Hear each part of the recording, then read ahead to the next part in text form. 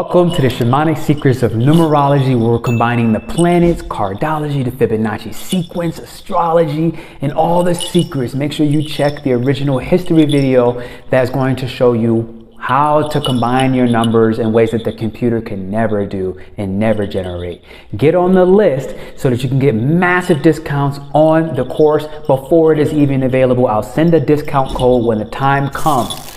Enjoy your numbers. We'll see you soon. Subscribe. Number 7. Numerology 7 is a very special number. I have some special links to this and a certain affinity for number 7 that explains a lot of me and my personality. Like, I have a 7 in my chart, and Cardology 7, we're going to talk about the Cardology number 7, 7 of spades, 7 of hearts, okay, 7 of clubs, and the 7 of diamonds. We're gonna give you a little insight on each of those. So before I go any further, hit the thumbs up and the likes button early about this. Numerology number 7, life path 7, okay? Your soul urge, you can apply this where it fits and understand that Cardology adds that extra layer, whether, again, you're linking to tarot, being the swords, the wands, equating to that fire, right? The cups and that hearts. So hit the thumbs up and the likes button. Remember to get on the email list early. It's free to get on the list. There's a special list. You get on this list, you'll get a major discount on, like I said, I don't even remember anymore, like 100 plus PDF pages on all numerology, hella secrets, talking about strengths, weaknesses, hobbies, talents, mantras, okay, the weekdays, gemstones, compatibility, plants, colors, strengths, weakness, like I said, your career, your health, animals involved, places that equate and that work really well for number 7, places that are cities in the world that are bad for number 7 or doesn't really help, scents, essential oils, okay, as well as some life advice. So I'm going to go through a few of these here. As you hit the thumbs up and the likes button, make sure you get on that list, and we'll get deeper.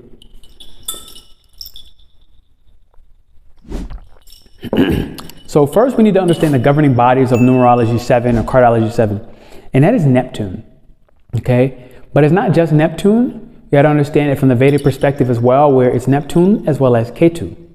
Ketu equated to what is considered the South Node in Western astrology. And so a lot of this is very mystical. It's very smoky. It is very confusing. It's very mysterious.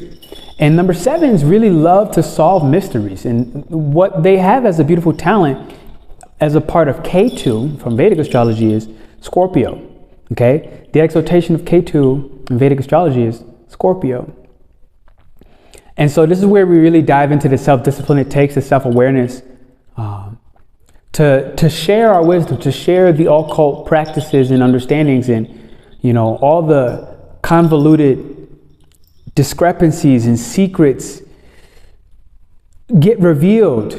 Why? Because now we got to go back to Numerology 7 or Cardology 7 really links to Neptune, and the exaltation of Neptune is Leo, meaning the sun, which brings light, okay, to the invisible boundaries and barriers, the subtle energies that exist. It is able to see consciously and have enough self-esteem and courage, okay, to act upon what it sees.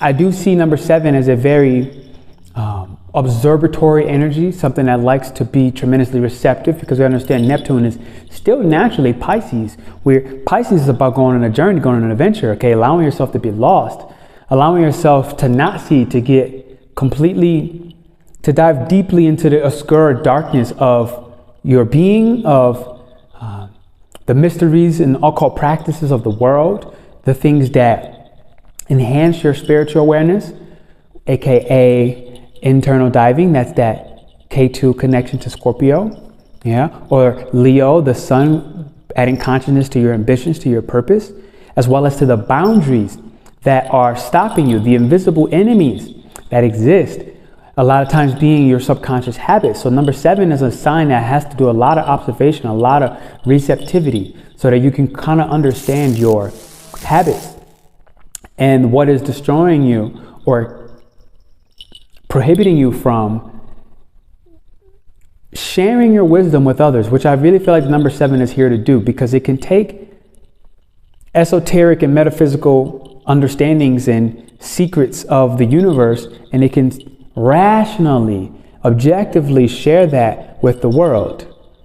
And that's where I really find it's beautiful, you know. And so I looked at this as one of the most spiritual signs, a tremendously sensitive sign, emotionally sensitive, as well as socially sensitive. All right. It is so much that it's actually even insecure when it doesn't know itself or doesn't spend enough time alone in isolation. Quality time alone. It needs space so that it can observe the vastness of the Akashic ocean or ether, okay? The expansiveness of all the secrets in the world and of the universe, of this realm and the next, and to be able to actually logically and rationally give that wisdom to others without falling into the elitist mentality, because again, Scorpio sometimes can do this. Leo can also do this. Pisces a little bit less, but that Leo and Scorpio side of it can feel better than other people. It can feel elite. And what it likes to do when it's insecure is dismantle and make others feel insecure, or make others feel like they can't comprehend what you can comprehend as a number 7. And this is one of the hugest pitfalls, that elitist mentality. Some of the strengths: being able to connect to source, observing your feelings and reflecting. Weakness is being very, very conceited as well as isolated. Number 7 is a very to yourself type person, because when we talk about ether as an element or akasha, it's about expansiveness, about space, the deep dark space where you get lost. So 7s can be very social. They can be very great in any situation talking to people, but a lot of times they get isolated and they feel like, you know, people don't understand them. They feel like they're better than people, but it's usually silent, and they don't admit that, right? But they really do have a very spiritual, objective mindset as a talent, very inquisitive people, compatible with numerology 3, 4, and 9 for various different reasons that you'll get if you decide to join the email list early and get our course on the numerology. Like I said, there's going to be about, 3, 12, I don't know what that is. I don't know, like 100 hours worth of video content that's private, never going to be seen outside of either our membership, if you join our membership, and we do it 1-by-1, or you could buy it as a course if you don't decide you want to be in the part of the community and membership. There's certain plants you're going to learn about, weaknesses, one of them being overly quiet. Master crystal is the master quartz. A quartz crystal is one of the master crystals for this. Helps them with some of the etheric attachments that they get to some of these other realms when they get too lost. You want grounding foods. You're great at philosophizing. 7 of Hearts is a sign that needs to really learn emotional objectivity, okay, emotional detachment, because it's tremendously sensitive, all right? And, you know, it really does want to help. But what could happen sometimes with that 7 of Hearts energy is that it can benefit from being actually spontaneous and not so hung up on observing its emotions or the emotions of other people, because those emotional squabbles can really become very petty, and that's when they start to find themselves insecure and wanting to make other people confused.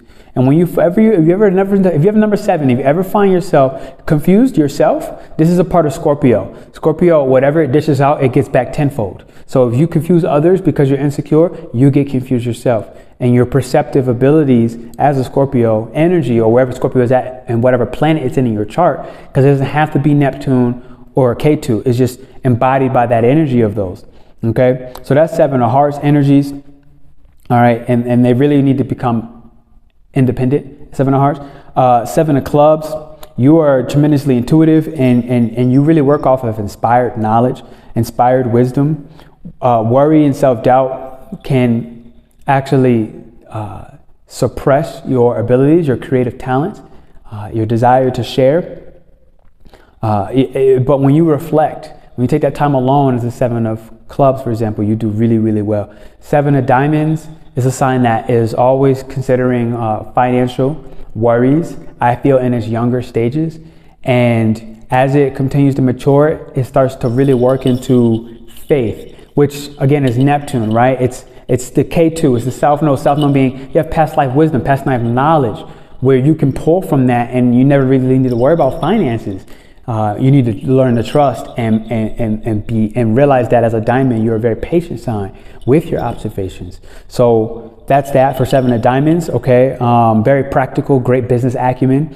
And then the 7 of spades is a sign that with self-discipline and inner faith, it actually is a very positive sign. It feels very free to be positive, right? But what can help elevate you is you're diving into metaphysical topics and again, taking that rationale of spiritual information and wisdom and knowledge and actually applying it, right? Not staying in observation, not staying in the mundane existence.